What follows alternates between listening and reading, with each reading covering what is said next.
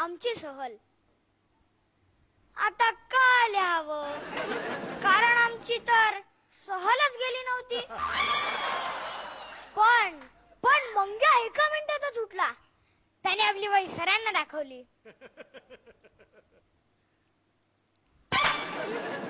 सरांना त्याच्या कानाखाली फटका मारला आणि त्याची वही आम्हाला दाखवली.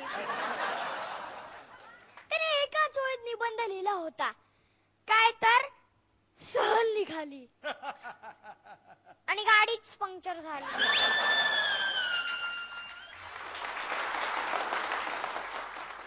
सर म्हणाले, अरे घरट्या असा असतो का रे निबंध? सर गाडी पुढे गेलीच नाही तर काय लिहू?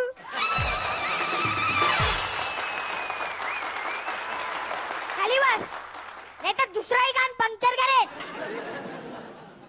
मुलांनो, प्रवास वर्णन लिहा. सहलीला गेल्यावर आपण काय पाहतो जे आपल्या गावात नाही ते? उंच उंच डोंगर, खोल खोल दऱ्या, हिरवीगार झाडी.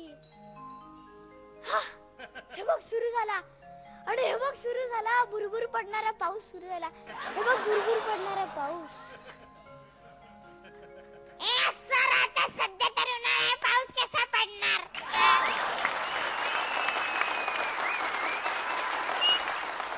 चुप, तुझा बाप का हवामान खात्यात नोकरीला होता का रे?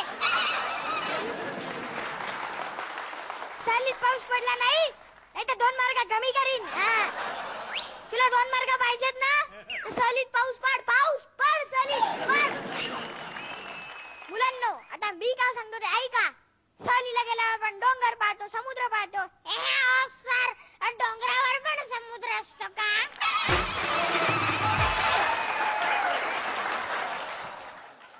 Very good. हे सगळं तू भूगोलाच्या सरांना विचार. मी मराठीचा सर आहे की नाही? माझा विषय मराठी आहे ना. ज्या त्या विषयाचा त्या त्या सरांना शिकवायचा निसर्ग भूगोलात असतो. मग भूगोलाचे सर निबंध काय नाही लिहायला सांगत? आता कान फटात लावी ना, आता कान फटात लावीन. हे असले गणित मला घालू नका. भूगोलाच्या सरांचा इतिहास माहिती तरी आहे का तुम्हाला? तितक्यात हेड सर गपकन आमच्या वर्गात आल्या. मी पटकन उभे राहिलो. मी मगाच पासून ऐकतोय, मुलांना चांगला निबंध कधी लिहिता येईल. आपण त्यांची एक सहल काढू.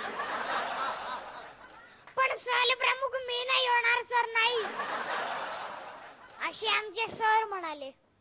तर सर आणि हेड सर मुलांना सहलीवर न्यायचं का नाही या विषयावर खूप भांडले, खूप झुंपले. ते मी पक्का लक्षात ठेवलं. उद्या त्यांना सहल या विषयावर जर का मी या दोघांचंच भांडण लिहिलं तर किती मजा येईल, किती मजा येईल ना. नमस्कार.